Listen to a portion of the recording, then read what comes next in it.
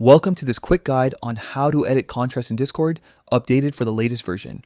If you're looking for crisper text, clearer visuals, or just a more comfortable viewing experience, these steps will get you there in seconds. First, open Discord and tap your profile icon in the bottom right corner. This takes you into your personal settings where all the customization options live. Next, tap the settings icon to enter the broader settings area. It's the gear-shaped icon that signals you're about to tweak how Discord feels and behaves for you. Scroll down the list until you find accessibility.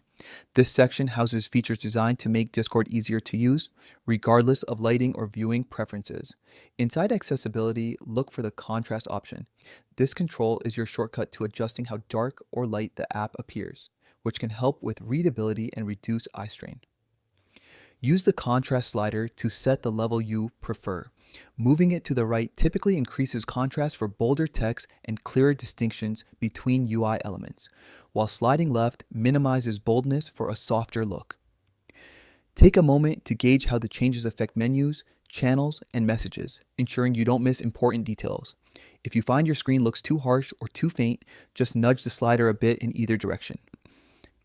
Minor adjustments can make a big difference without altering other color settings you might rely on, such as your theme or avatar colors.